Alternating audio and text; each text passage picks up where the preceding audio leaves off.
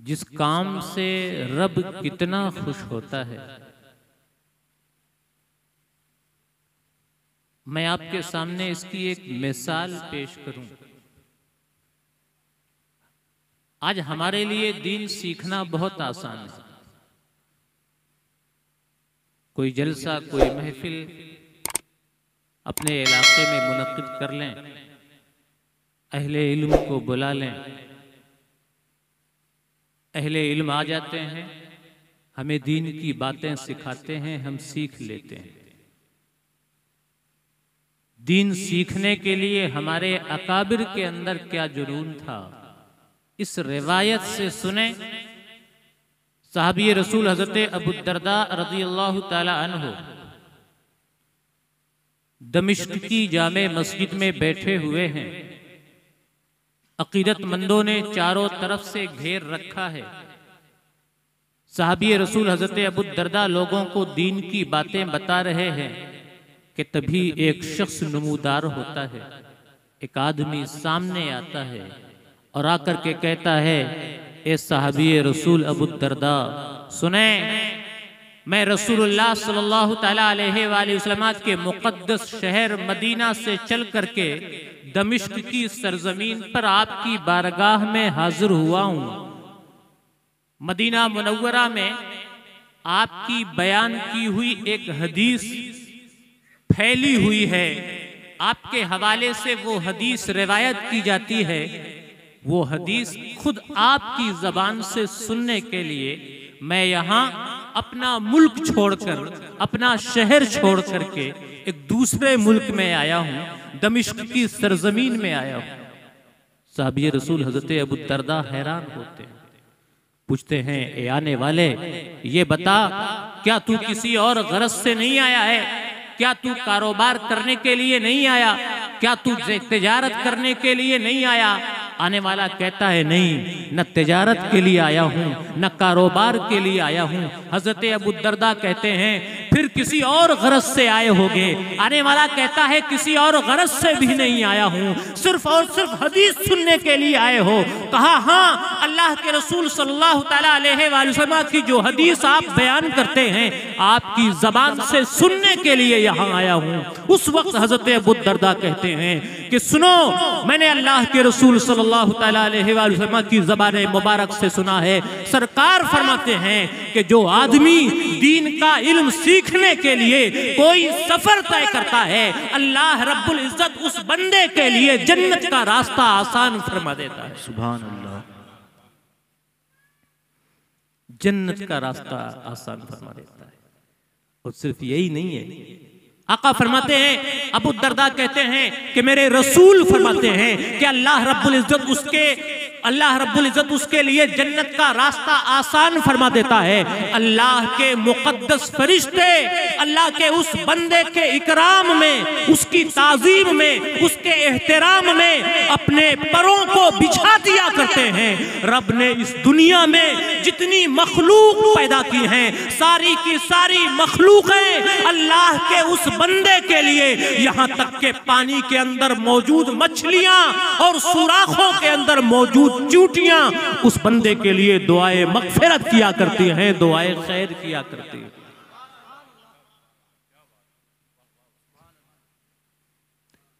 दीन की बात सीखने के लिए हम और आप यहां क्यों हैं? आप यहां क्यों हैं? उलमा तकरीरें करेंगे, हमें दीन की बातें बताएंगे, हमें दीन की जानकारी होगी, हम उस दीन पे अमल करेंगे।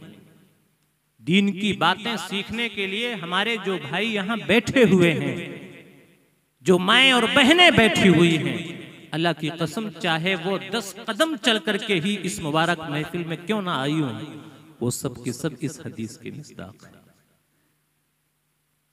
अल्लाह ऐसे बंदों के लिए अपनी जन्नत का रास्ता आसान फरमा देता है। अभी हज़रत फसीही साहब दामद ज़िल्लुहु ने आपकी जो ये मस्जिद है, आपने अपने ताउन से इसे तामीर किया है, अपना पैसा, अपना सरमाया लगाया है। इसकी तकमील के लिए आपने जो ये ताउन पेश किया है 11,000 रुपए की शक्ल में, 21,000 रुपए की शक्ल में, 5,000 रुपए की शक्ल में, 2,100 रुपए की शक्ल में, 100 रुपए, 500 रुपए की शक्ल में, क्या आप जानते हैं कि इसका मकाम व मर्तबा क्या है? जो मस्जिद आप बना रहे हैं, अल्लाह के बंदे अल्लाह के जिस घर में जा करके अल्लाह की इबादत करते हैं, नमाज पढ़ते हैं, मस्जिद का इमाम जुमा के दिन जो खिताब करता है, जो तकरीर करता है, दीन की जो बातें बताता है,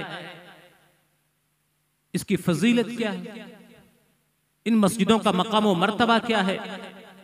अल्लाह के रसूल सल्लल्लाहु तआला अलैहि वसल्लम ने फरमाया है कि जो अल्लाह के घर होते हैं, ये जो अल्लाह की मस्जिदें होती हैं, रूए जमीन में इनसे अफजल, इनसे बेहतर कोई और जगह नहीं होती।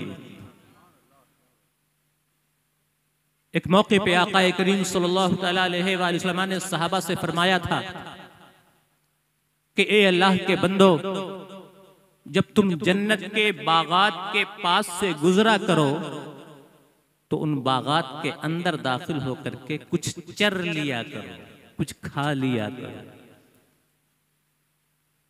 जब तुम जन्नत के बागात, इदा मररतुम बिरियाजिल जन्नते फरतऊ, मेरे सहाबा सुनो, जब तुम जन्नत के बागीचों, जन्नत के बागों के करीब से गुजरा करो तो वहां चले जाया करो, दाखिल हो जाया करो और वहां से कुछ चर लिया करो, कुछ खा लिया करो।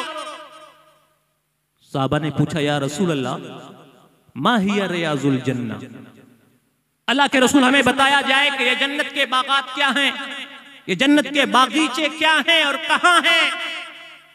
अल्लाह के रसूल सल्लल्लाहु तआला अलैहि वसल्लम ने फरमाया था, अल मसाजिद, अल्लाह के बंदो सुनो, ये जन्नत के जो बागात हैं ये तो मस्जिदें ही हैं। तुम्हारी आबादियों में, तुम्हारी गलियों में, तुम्हारे मोहल्लों में जो अल्लाह के घर बनाए गए हैं, जो अल्लाह की मस्जिदें हैं, ये रूए जमीन का कोई सिर्फ मकान नहीं है, ईंट और पत्थर से बने हुए घर नहीं है, ये अल्लाह की जन्नतें हैं, ये अल्लाह की जन्नतें हैं, अल्लाह की जन्नत के बागात हैं। तो यहां जाया करो, कुछ खा पी लिया करो। साहबा ने अर्ज किया, रसूल अल्लाह, मा हिया, ये चरना क्या चीज है, क्या खा लिया करें, क्या चर लिया करें? तो नबी करीम सल्लल्लाहु तआला अलैहि वसल्लम ने इरशाद फरमाया था, सुबहानल्लाहि वल्हम्दुलिल्लाहि वला इलाहा इल्लल्लाहु वल्लाहु अकबर। मेरे सहाबा सुनो, जब तुम अल्लाह के घरों, मस्जिदों के करीब से गुजरा करो तो मस्जिदों में चले जाया करो, वहां जा करके अल्लाह की पाकी बयान किया करो, सुबहान अल्लाह पढ़ लिया करो, अल्हम्दुलिल्लाह पढ़ लिया करो, ला इलाहा इल्लल्लाहु वल्लाहु अकबर पढ़ लिया करो। जब तुम्हारी जबानों से सुबहान अल्लाह निकलेगा, अल्हम्दुलिल्लाह निकलेगा, ला इलाहा इल्लल्लाहु वल्लाहु अकबर निकलेगा, तो यही तुम्हारा चरना होगा, यही तुम्हारा खाना होगा। और हमारा क्या हाल है कि मस्जिद तो बना ली शब भर में ईमान की हरारत वालों, मस्जिद तो बना ली शब भर में ईमान की हरारत वालों ने। मन अपना पुराना पापी है, बरसों में नमाजी न बन सका। मन अपना पुराना पापी है, बरसों में नमाजी बन न सका। तो अल्लाह के जो ये घर हैं, बड़े पाकीज़ा मकामात, अल्लाह की इबादतें यहां की जाएं, यहां जिक्र किया जाए। और मस्जिद की तामीर करने वाले, मस्जिद की तामीर में हिस्सा लेने वाले, इन्हें क्या मिलता है? अल्लाह के रसूल सल्लल्लाहु तआला अलैहि वसल्लम की ये हदीस पाक सुने। सरकार फरमाते हैं, मम बना मस्जिदन लिल्लाहि कमफहसे क़तातिन औ असग़रा बनल्लाहु लहू बैतन फिल जन्नह। आका इरशाद फरमाते हैं, मेरे सहाबा सुनो, क़यामत तक आने वाले मुसलमानों सुन लो, जो आदमी अल्लाह की रज़ा के लिए, अपने रब को खुश करने के लिए मस्जिद की तामीर करता है, अल्लाह का घर बनाता है, और कितना बड़ा घर, आका फरमाते हैं कि बंदा अल्लाह की रज़ा के लिए अल्लाह का जो घर बनाता है, वो अगरचे चील के घोंसले के बराबर ही क्यों ना हो, या चील के घोंसले से छोटा ही क्यों ना हो, अगर उसने अल्लाह की खातिर, अल्लाह की रज़ा की खातिर बनाया है, तो अल्लाह रब्बुल इज्जत उस बंदे के लिए अपनी जन्नत में एक महल तामीर फरमाता है।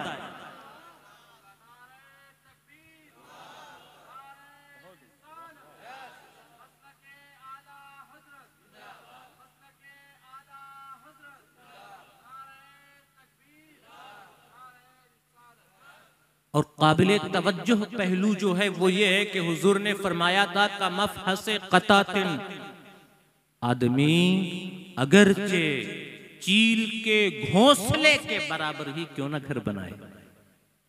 मेरे दोस्तों, मेरे बुजुर्गों, बताओ कि चील के घोंसले के बराबर मस्जिद कौन बनाता है? चील के घोंसले के बराबर मस्जिद कौन बनाता है? चील के घोंसले के बराबर मस्जिद कोई नहीं बनाता। असल बात यह है कि अल्लाह के रसूल जानते थे कि आने वाले वक्त में बहुत ऐसा होगा कि एक आदमी पूरी की पूरी मस्जिद नहीं बनाएगा, बल्कि मस्जिद की तामीर के लिए सैकड़ों लोग ताउन करेंगे, उनके ताउन से मस्जिद तामीर की जाएगी। आदमी ने जो ताउन पेश किया है, उसकी पेश की हुई रकम से अगर मस्जिद का इतना हिस्सा भी तामीर हो गया है, जितना चील का घोंसला हुआ करता है, या उससे छोटा ही हिस्सा क्यों ना तामीर हो जाए, अगर उसने अल्लाह की रज़ा के लिए पैसा दिया था, अल्लाह रब्बुल इज्जत उसके लिए भी बस जन्नत में अपना महल तामीर फरमाए। सुभान अल्लाह, सुभान अल्लाह। आपने जो ताउन पेश किया है, अगर उससे एक ईंट भी रख दी जा रही है, अल्लाह की कसम, अल्लाह की रज़ा के लिए है, तो जन्नत में आपका घर पक्का है। जिन्होंने ताउन पेश किया खुशनसीब हैं, इतनी फजीलत है मस्जिद की तामीर की, बढ़ चढ़ करके हिस्सा ले। जिन्होंने जितना पेश किया, उनके अंदर और हौसला होना चाहिए कि हम और पेश करें। जिन्होंने पेश नहीं किया, वो मजीद पेश करें, जरूर पेश करें, और जिन्होंने पेश किया है उससे ज्यादा देने की कोशिश करें। एक एक रुपया जो अल्लाह की रज़ा के लिए दिया जाए, उसका सिला हमें आखिरत में मिलने वाला है, आखिरत में मिलने वाला है।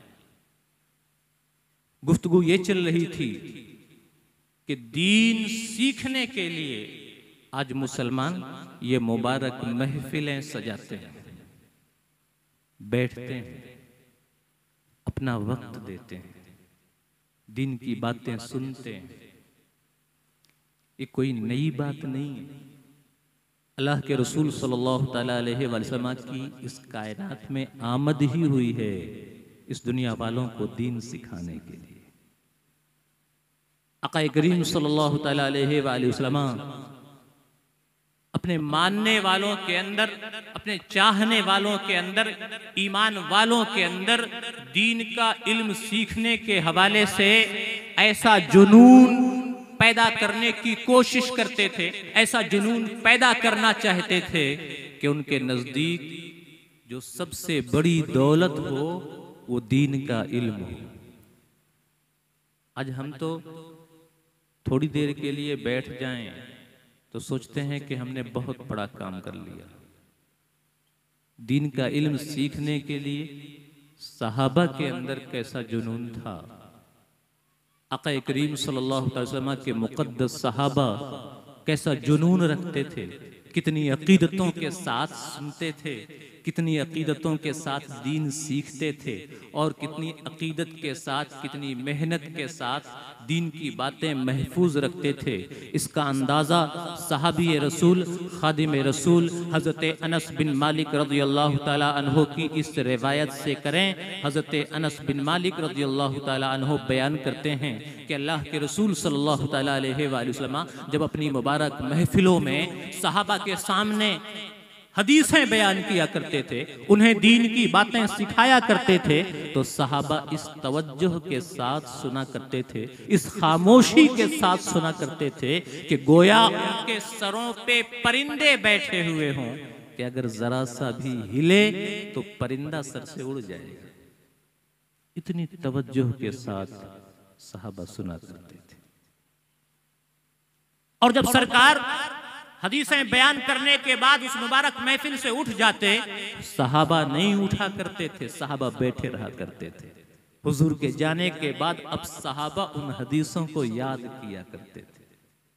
कैसे याद करते थे? सहाबा उन हदीसों का दौर किया करते थे। सरकार के जाने के बाद सहाबा बैठे रहते, पहले एक आदमी खड़ा होता और हुजूर की बयान की हुई सारी हदीसों को सुनाता, फिर दूसरा खड़ा होता, वो बयान करता, फिर तीसरा खड़ा होता, वो बयान करता, फिर चौथा खड़ा होता, वो बयान करता। अनस बिन मालिक कहते हैं कि बहुत दफा ऐसा होता था कि मजलिस में 60 लोग हुआ करते थे और वो 60 के 60 बारी बारी हुजूर की सुनी हुई सारी हदीसें बयान करते थे। और फिर जब हम उस मजलिस से उठा करते थे तो सरकार की बयान करदा वो हदीसें हमें ऐसे याद हो जाया करती थी जैसे हमारे दिलो दिमाग के अंदर बो दी गई हो। खेत में दाना बो दिया जाए, डाल दिया जाए तो वो गायब नहीं होता है, पौधे की शक्ल में नमूदार होता है। कहते हैं जब हुजूर उठ जाते और हम हदीसों का दौर कर लेते तो वो हदीसें हमें ऐसे याद हो जाती जैसे हमारे दिलो दिमाग में उन हदीसों को बो दिया गया।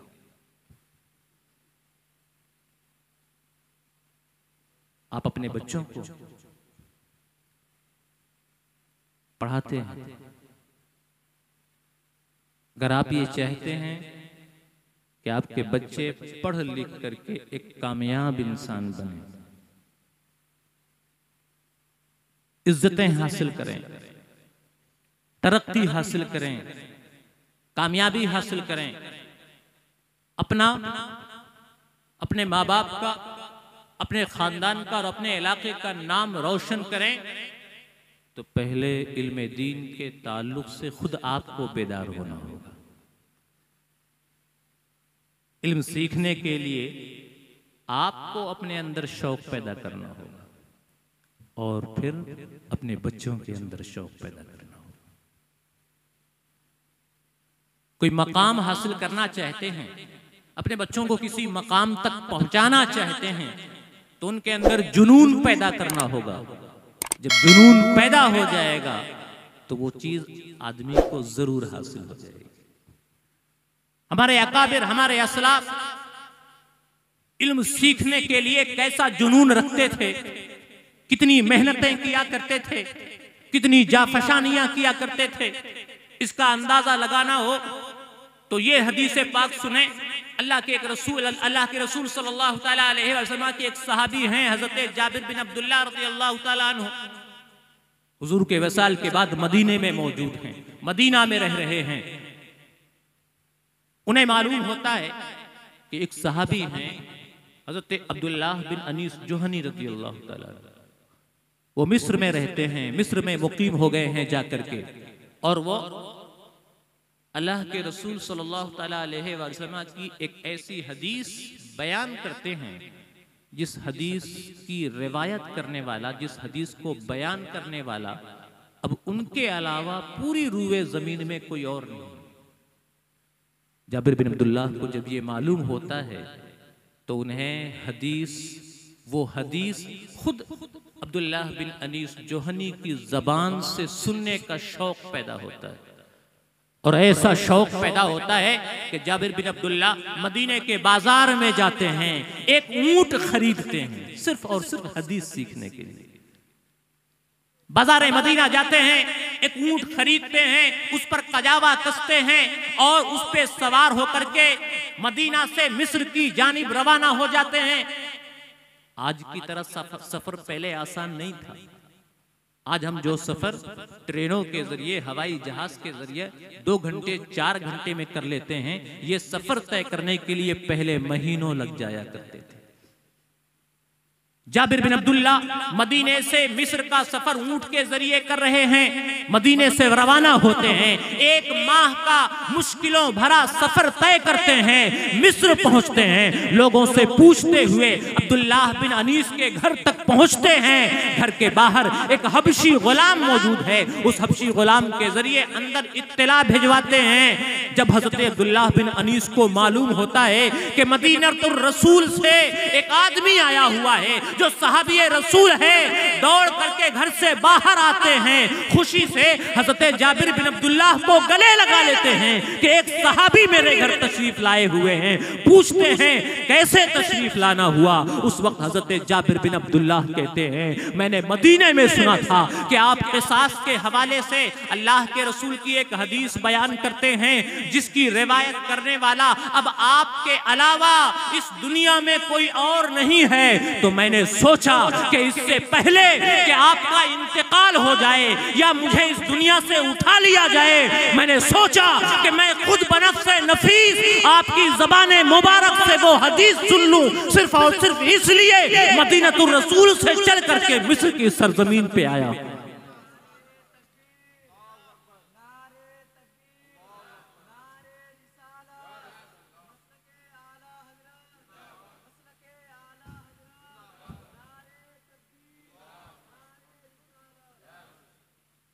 इल्म ने इस तरह बख्शा है किस कदर पुरसुकून थिला इल्म।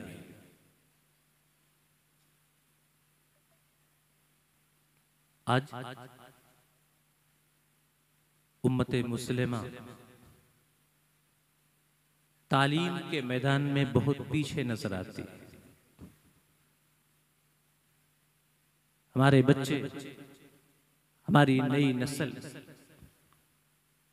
इल्म से नावाकिफ है, दूर है।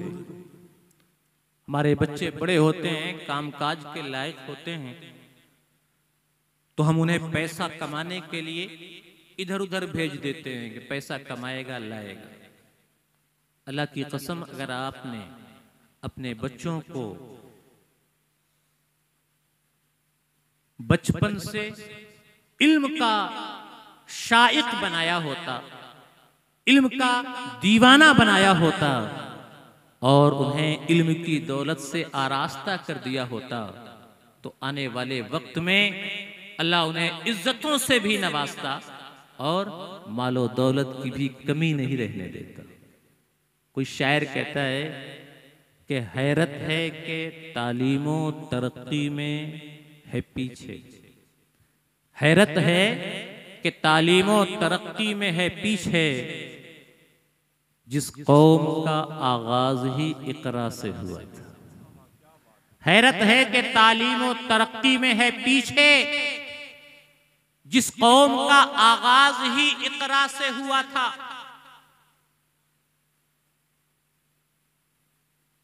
आज माँ बाप बच्चे बड़े हो जाएं तो उन्हें काम काज में लगा देते हैं।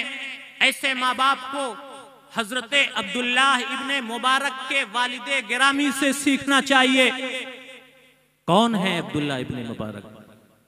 अहले इल्म से पूछें, उलमा से पूछें, तारीख दानों से पूछें, हदीस की मारिफत रखने वालों से पूछें। एक मुहद्दिस हैं, एक फकीह हैं, एक जबरदस्त आलिम दीन हैं। उन्होंने दीन का इल्म सीखा, हदीस का इल्म हासिल किया, तो अल्लाह रब्बुल इज्जत ने उन्हें वो इज्जत अता फरमाई, वो शान अता फरमाई कि सैकड़ों साल गुजर चुके हैं, आज तक तारीख अब्दुल्ला इब्ने मुबारक को याद कर रही है। और सिर्फ अब्दुल्ला इब्ने मुबारक को नहीं याद कर रही है, अब्दुल्ला इब्ने मुबारक के वसीले से उनके बाप को भी याद करती है। कौन है अब्दुल्ला इब्ने मुबारक? इनके वालिदे गिरामी दौलतमंद थे, साहिबे सरवत थे, सरमायादार थे, पैसे वाले थे, कारोबार करते थे, तिजारत करते थे, खुद तिजारत करते थे और अपने बच्चे को भी अपने साथ कारोबार में लगाना चाहते थे। लेकिन बेटा अब्दुल्ला इब्ने मुबारक इल्मे दीन सीखने का दीवाना था, दीन का इल्म हासिल करना चाहते थे, हदीस का बड़ा शौक था, बाप तिजारत और कारोबार से लगाना चाहते थे। एक दिन अब्दुल्ला इब्ने मुबारक के वालिद ने, बाप ने अपने बेटे को 50,000 दिरहम दिए। दिरहम चांदी का होता है, 50,000 दिरहम बहुत बड़ी कीमत होती है। अब्दुल्ला इब्ने मुबारक के बाप अपने बेटे को 50,000 दिरहम देते हैं, कहते हैं मेरे बेटे ये 50,000 दिरहम ले जाओ, मुख्तलिफ शहरों का दौरा करो, सामान तिजारत खरीदो, तिजारत का सामान खरीदो, एक शहर से खरीदो, दूसरे शहर में जाकर के बेचो और नफा कमाओ, और जब खूब सारा मुनाफा कमा लेना तो फिर वो मुनाफा लेकर के वापस आना। अब्दुल्ला इब्ने मुबारक अपने वालिद से 50,000 दिरहम तो ले लेते हैं, मुख्तलिफ शहरों का दौरा भी करते हैं, लेकिन उन पैसों से सामाने तिजारत नहीं खरीदते हैं, बल्कि कलम और दवात खरीदते हैं, कापी खरीदते हैं, कागज खरीदते हैं, एक शहर में जाते हैं और वहां पहुंच करके वहां के शयूख के बारे में मालूमात हासिल करते हैं, वहां के उलमा और मुहद्दिसीन के बारे में जानकारी जुटाते हैं। और जब मालूम हो जाता है कि इस शहर के अंदर फलां फलां शयूख हैं, फलां फलां मुहद्दिसीन और उलमा हैं जो दीन का इल्म सिखाते हैं, हदीसों का दर्स देते हैं, उन उलमा की बारगाहों में हाजिर होते हैं, उन मशाइख के पास जाते हैं, उन मुहद्दिसीन के बारगाहों में हाजिर होते हैं, इल्म दीन सीखते हैं, हदीसों का सबक हासिल करते हैं और उन सीखी हुई हदीसों को अपने दफ्तर में नोट करते जाते हैं, कापियों में लिखते जाते हैं। एक शहर के तमाम शयूख से हदीसों का इल्म हासिल करने के बाद दूसरे शहर जाते हैं, वहां के शयूख से इल्म हासिल करके तीसरे शहर में जाते हैं। इस तरह मुख्तलिफ शहरों का दौरा करते हैं और इल्मे हदीस जमा करते हैं, अपनी कापियों में नोट करते जाते हैं। जब 50,000 दिरहम का वो सारा का सारा सरमाया खर्च हो जाता है, अब अपने शहर वापस आते हैं, अपने बाप की बारगाह में हाजिर होते हैं, वालिदे गिरामी के पास पहुंचते हैं। बाप ने बेटे को देखा तो खुशी से गले लगा लेते हैं। बाप अपने बेटे से पूछता है, मेरे बेटे कौन कौन सी चीजें खरीद करके लाए हो, कितना मुनाफा कमा करके लाए हो, कितना तुमने फायदा हासिल किया है। उस वक्त हजरत अब्दुल्ला इब्ने मुबारक अपना सर झुका लेते हैं, बड़े अदब के साथ हदीसों के वो दफ्तर, हदीसों की वो किताबें अपने वालिदे गिरामी की बारगाह में हाजिर कर देते हैं। जो हदीसों की किताबें उन्होंने अपने हाथों से तैयार की थी, जो कापियां उन्होंने अपने हाथों से लिखी थी। अब्दुल्ला इब्ने मुबारक के वालिद जब हदीसों के वो दफ्तर देखते हैं, उनकी आंखों में आंसू आ जाते हैं, खुशी से अपने बेटे को गले लगा लेते हैं, बिलक बिलक करके रोने लगते हैं, बेटे का हाथ पकड़ते हैं, घर के अंदर ले जाते हैं। 30,000 दिरहम और रखे हुए थे, वो 30,000 दिरहम भी अपने बेटे को देते हैं और बड़े प्यार से रोते हुए कहते हैं, मेरे बेटे ये 30,000 दिरहम भी ले जाओ और जो तिजारत तुमने की है, जाओ वो तिजारत मुकम्मल करके वापस आओ। जो नफा तुम कमा करके लाए हो, वही नफा और कमा करके लाओ।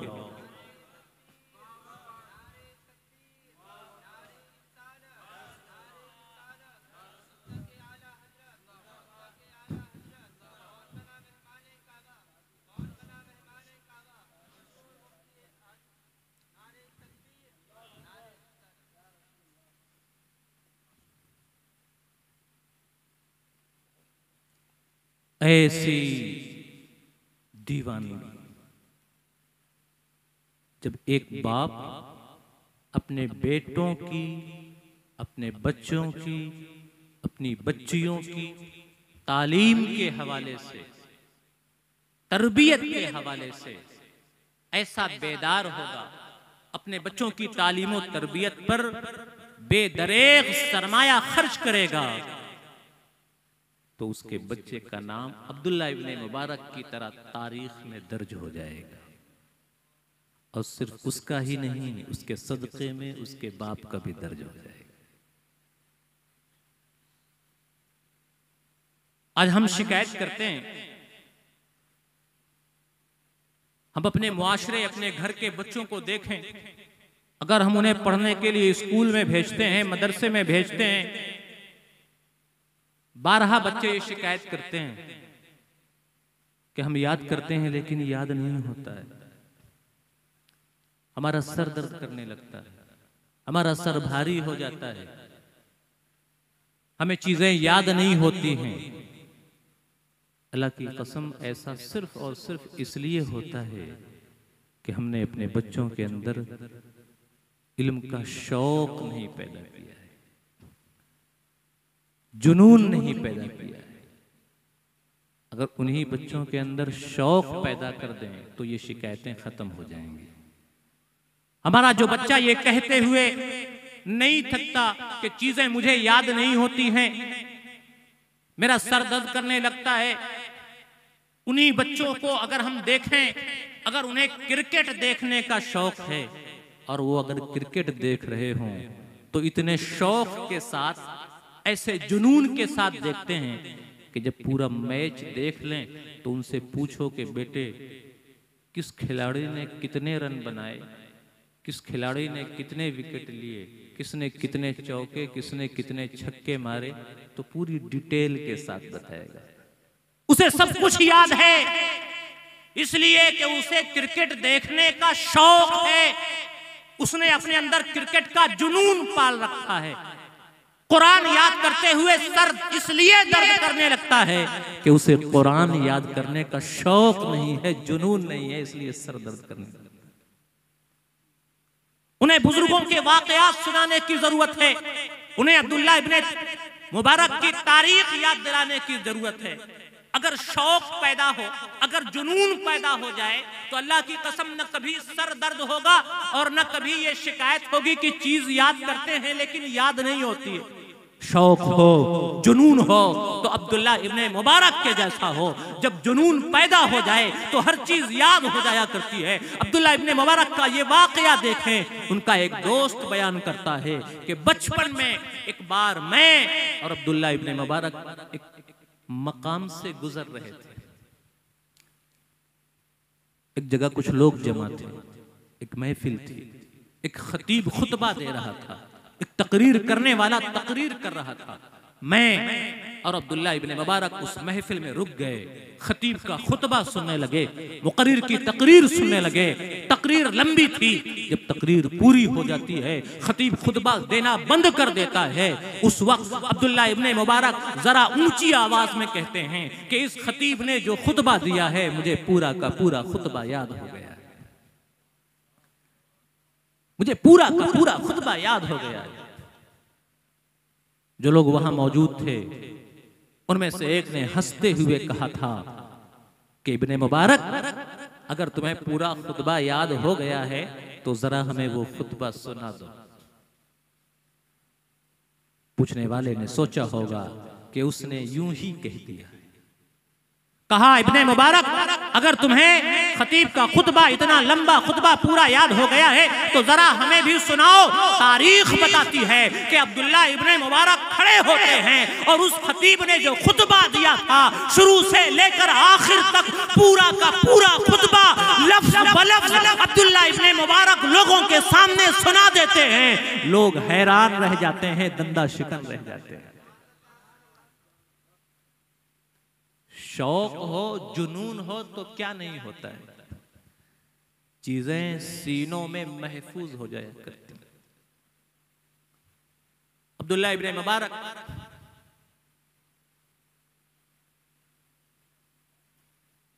सिर्फ हदीसों को लिखा नहीं करते थे, सिर्फ किताबें तैयार नहीं किया करते थे,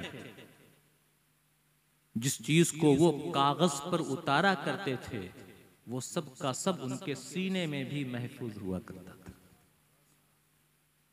एक बार अब्दुल्लाह इब्न मुबारक के वालिद किसी बात पे उनसे नाराज हो जाते हैं। बाप नाराज हो जाता है और गुस्से के आलम में बाप बेटे से कहता है, अल्लाह की कसम अगर मुझे तुम्हारी किताबें मिल जाएं तो मैं तुम्हारी किताबों को जला करके खाक कर दूं। गुस्से में बाप कह रहा है, अल्लाह की कसम अगर मुझे तुम्हारी किताबें मिल जाएं तो मैं उन्हें जला करके खाक कर दूं। तो अब्दुल्लाह इब्न मुबारक ने बड़े अदब से कहा था, वालिदे गिरामी अगर आप मेरी किताबों को जला करके खाक भी कर देंगे तो मेरा कोई नुकसान नहीं होगा।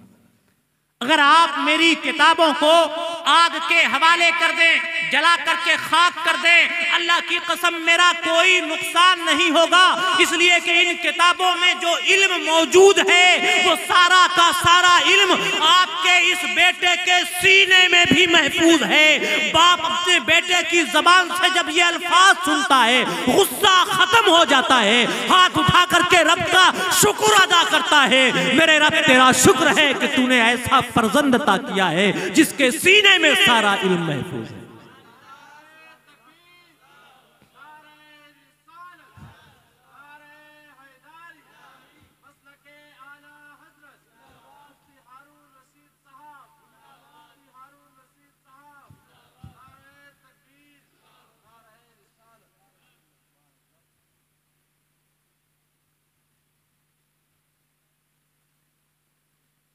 दीन सीखना, दीन जानना हम सब पर फर्ज है। अपने बच्चों को सिखाना जरूरी है। ये उलमा, ये मशाइख इसीलिए आते हैं, मुख्तलिफ इलाकों का दौरा इसीलिए करते हैं ताकि लोगों को दीन से आशना कर दें, लोगों को दीन सिखा दें। आपके पीरो मुर्शिद, आप में से बहुतों के पीरो मुर्शिद हैं हमारे फसीही साहब क़िबला दामद तशरीफ फरमा हैं। आप इनकी ज़ियारत से सरफराज हो रहे हैं। गाजीपुर की सरजमीन से इतना दूर का सफर करते हैं, यहाँ आते हैं, अपने मुरीदीन के घरों में जाते हैं। किस लिए? ताकि लोगों को दीन के करीब लाएं, लोगों को दीन सिखाएं। एक बड़ा प्यारा वाक़या मुझे इस हवाले से याद आ रहा है कि आदमी जिन बुजुर्गाने दीन से, जिन मशाइख से, जिन उलमा से दीन सीखता है, दीन की जानकारी हासिल करता है,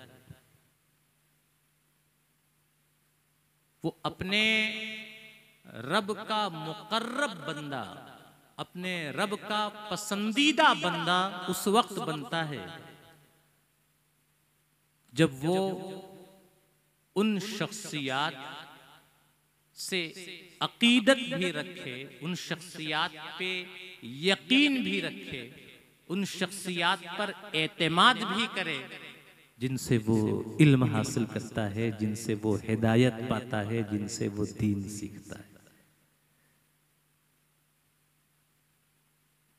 आप जिन मशाइख से, जिन उलमा से, जिन इमामों से दीन सीखते हैं, दीन की जानकारी हासिल करते हैं, अगर आप उन पे एतमाद नहीं करते हैं, उन पर भरोसा नहीं करते हैं, उनकी बातों पे यकीन नहीं रखते हैं, आप सही में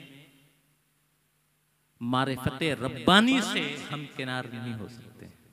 खुदा की मारिफत अगर चाहते हैं, खुदा का कुर्ब अगर हासिल करना चाहते हैं, तो जिन इमामों से, जिन मशाइख से, जिन उलमा से आप दीन सीखते हैं, उन पे आपको एतमाद भी करना होगा, उनसे आपको अकीदत भी रखनी होगी। मशहूर बुजुर्ग हैं हजरत जुनैद बगदादी रज़ियल्लाहु ताला अन्हु, आला हजरत इमामुल बरकत इमाम अहमद रजा कादरी बरेलवी कुद्दस सिर्रुहु अपने मरफूजात में बयान फरमाते हैं कि एक बार हजरत जुनैद बगदादी दरियाए दिजला के किनारे पहुंचे। दरियाए दिजला को पार करना है, कश्ती वहां पे नहीं थी। अल्लाह वाले अल्लाह के फजल से वसाइल के, वसीले के, जरिए के मोहताज नहीं होते।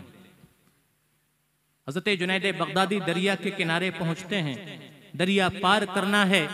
जबान पर या अल्लाह का वजीफा जारी करते हैं और या अल्लाह पढ़ते हुए दरिया पे कदम डाल देते हैं।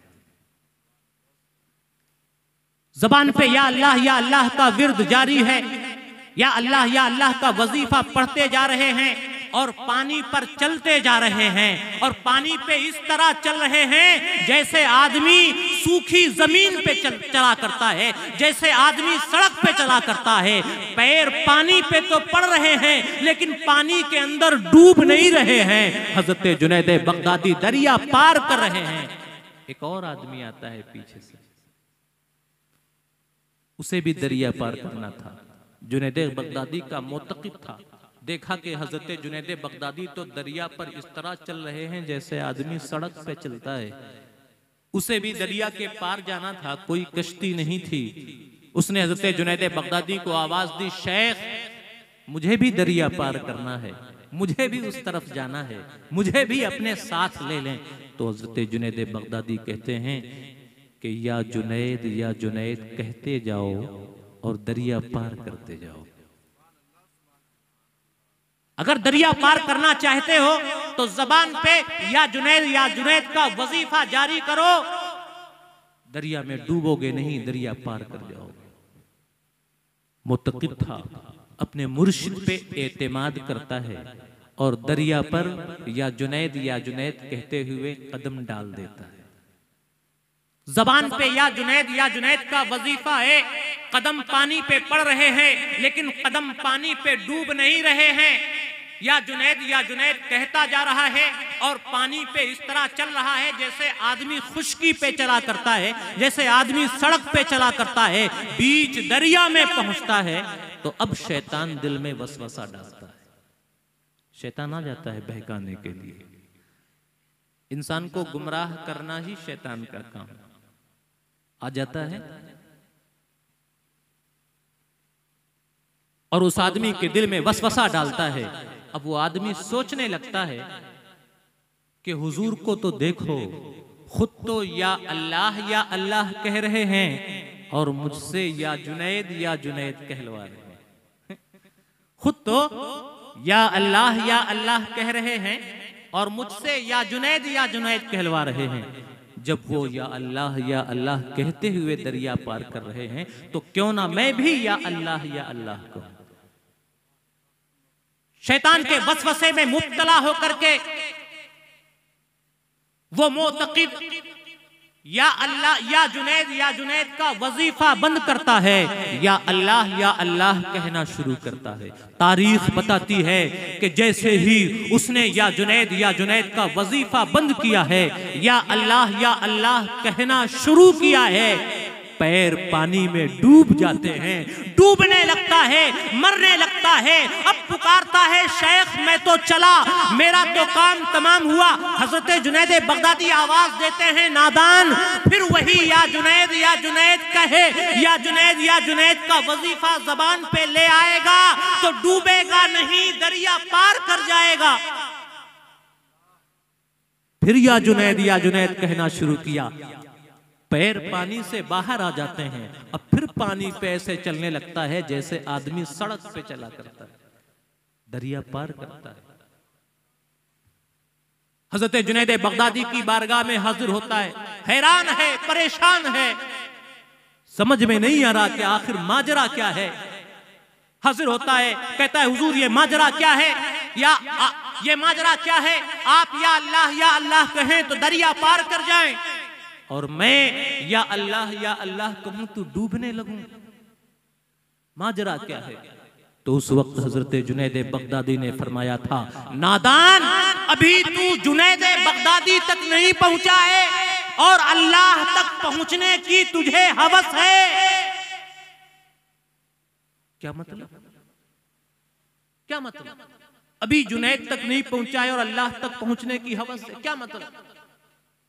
हजरत जुनैद बगदादी ये दर्स देना चाहते थे कि अगर तुम या अल्लाह के वजीफे से दरिया पार करना चाहते हो, रब का कुर्ब हासिल करना चाहते हो, तो पहले जिस शेख से, जिस मुर्शिद से तुम दीन सीखते हो, इल्म हासिल करते हो, पहले उस मुर्शिद पे तुम्हें यकीन पैदा करना होगा।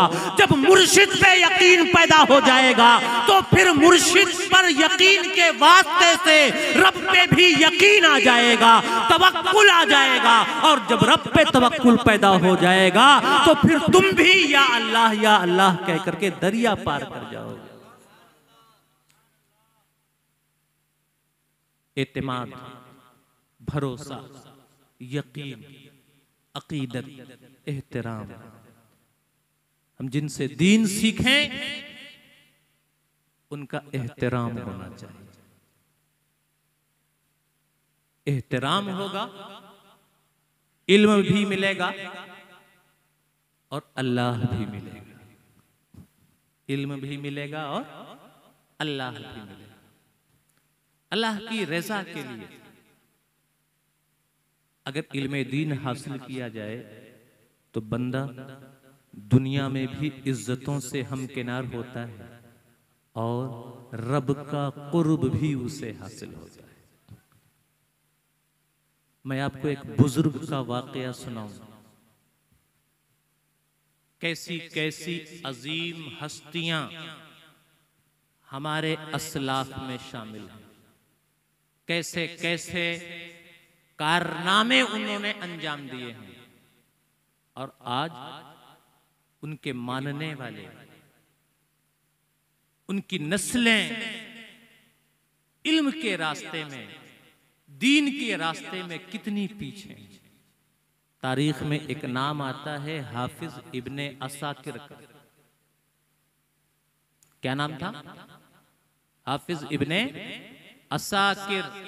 हाफिज इब्ने असाकिर सिर्फ हाफिज नहीं थे, जबरदस्त आलिम थे, फकीह थे, मुहद्दिस थे और दीन का इल्म हासिल करने का ऐसा शौक था, ऐसा जज्बा था, ऐसा जुनून था कि पढ़ते हुए कभी थकते नहीं थे। आपको ये जान करके हैरानी होगी कि ये दमिश्क के रहने वाले थे और इन्होंने एक किताब लिखी है, तारीख़े दमिश्क। कितनी मोटी है जानते हैं? 80 जिल्दों पर यह किताब मुश्तमिल है। कितनी जिल्दों पर? एक जिल्द इतनी मोटी।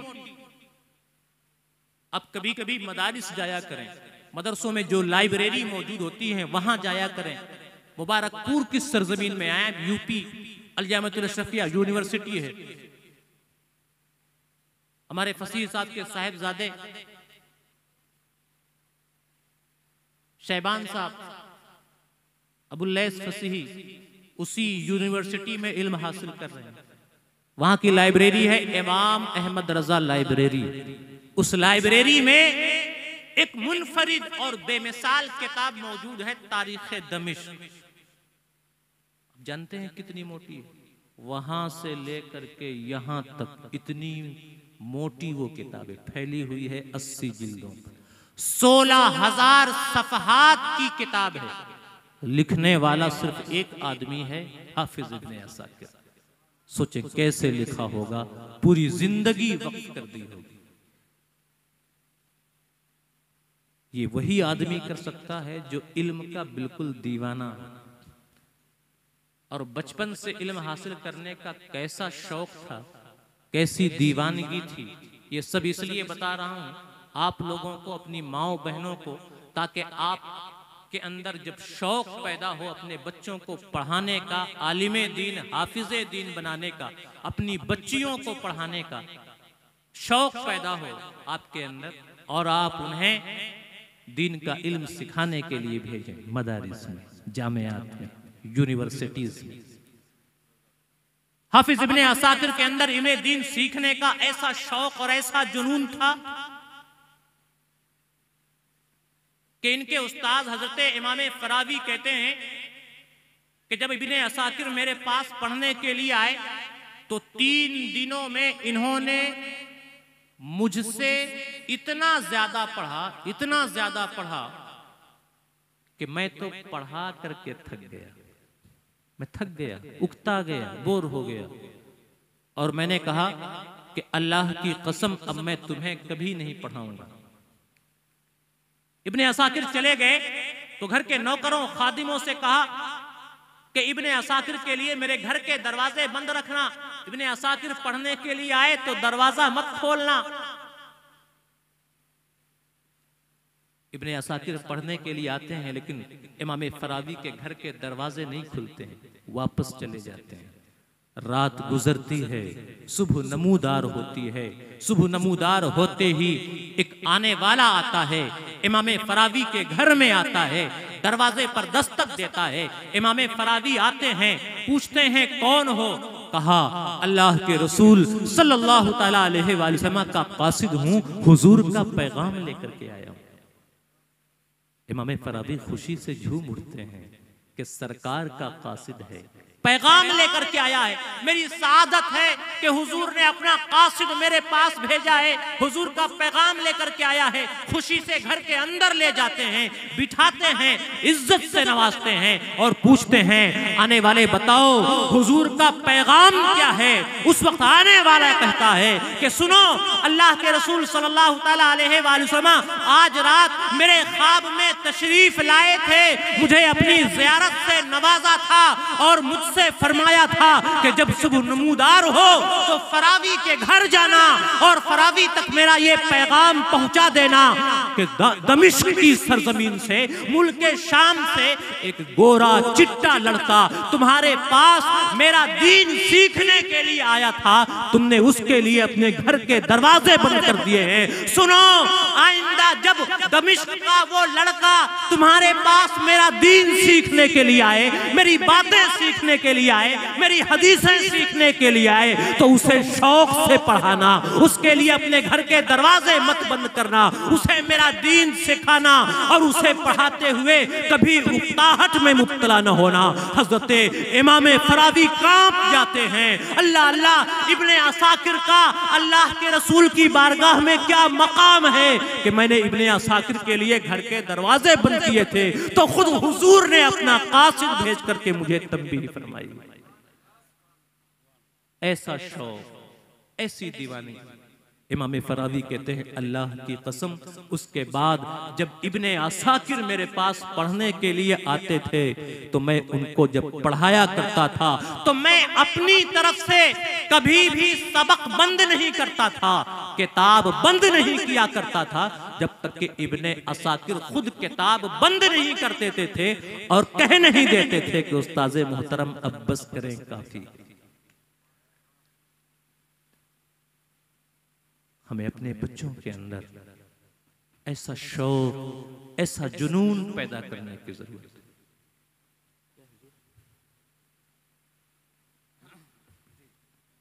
अपने बच्चों के अंदर ऐसा शौक, ऐसा जुनून पैदा करने की जरूरत है। हम अल्लाह की बारगाह में दुआ करते हैं कि मौला हमें दीन सीखने, दीन जानने और दीन पर अमल करने की तौफीक अता फरमाए। जो उलमा, जो मशाइख, जो बुजुर्गान दीन हमें दीन सिखाते हैं, उन पर एतमाद करने, उन पर यकीन करने की तौफीक अता फरमाए। ऐसी मुबारक महफिलों को हमेशा सजाते रहने की तौफीक दे। वमा तौफीक इल्ला बिल्लाह। अस्सलामु अलैकुम व रहमतुल्लाहि व बरकातुहू।